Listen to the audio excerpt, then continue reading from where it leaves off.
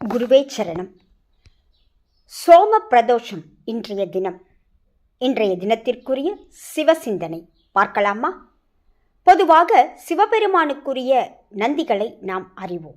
அதேபோல அம்பிகைக்கும் நந்தி வாகனம் உண்டு. அதற்கு சோமநந்தி என்பது பெயர். சிவ சந்நிதிக்கு நேராக நந்தியம்பெருமான் வீற்றிருப்பதைப் போல அம்பிகை சந்நிதிக்கு நேராகவும் அமைக்கப்படுகின்ற நந்தியம்பெருமானுக்கு சோமநந்தி என்பது பெயர். இதற்கு பின்னணியில் அருமையான புராண வரலாறு ஒன்று இருக்கின்றது.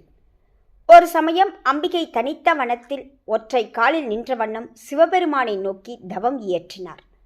இக்காட்சியை கானகத்து புலியொன்று கண்டது. கடுமையான தவத்தினால் மெலிந்திருந்த அன்னை எங்கே விழுந்து விடுவாரோ என்ற பயத்தில் அச்சமுற்றது அப்புலி. அப்படி நேரிடின் அன்னையை தாங்கிட வேண்டுமே என்கிற நல்ல எண்ணத்தில் தானும் அவர் அருகிலேயே ஊனுறக்கம் மறந்து லயித்து அமர்ந்திருந்தது. அன்னையின் தவ அருளின் விளைவாலும் அப்புலியின் அருமையான பக்தியினாலும் அப்புலிக்கு அதீதமான ஞானம் தோன்றியது.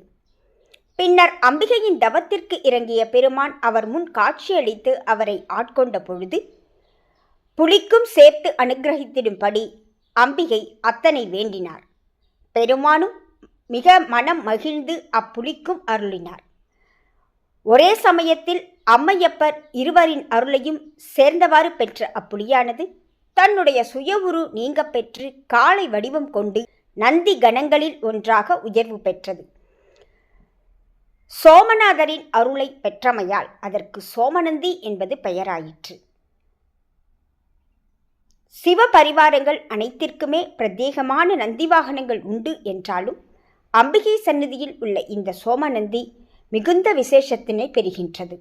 அம்மையப்பரின் அருளை பெற்ற இந்த சோமநந்தியின் அதீதமான புராண பின்னணி உடைய தலத்தினை நாம் காண வேண்டும் என்றால் கும்பகோணம் பட்டீஸ்வரத்திற்கு அருகில் உள்ள கொருக்கை என்னும் தலத்திற்கு செல்ல வேண்டும். இங்கே மூலவரான பிரம்மஞானபுரீஸ்வரரின் சந்நிதியை நோக்கி ஒரு நந்தியும் அம்பிகையின் சந்நிதியை நோக்கி மற்றொரு நந்தியும் ஆக 2 நந்திகள் ஒரே நந்தி மண்டபத்தில் இடம்பெற்றிருப்பது சிறப்பு. பிரதோஷ காலங்களில் இந்த 2 நந்திகளுக்குமே சேர்ந்தவாறு ஆராதனைகள் செய்யப்படுவதும் கூடுதல் விசேஷம். மற்ற தலங்களில் கிடைக்கின்ற பிரதோஷ தரிசன பலனை காட்டிலும் இத்தலத்தில் கிடைக்கின்ற பலனானது இரட்டிப்பு மடங்கு நிச்சயம் என்று சொல்கின்றார்கள். இந்த இரட்டை நந்திகளை தரிசித்து வாழ்வில் அனைத்து வளங்களையும் இரட்டிப்பு பலன்களாக பெறலாமே. குருவே சரணம்.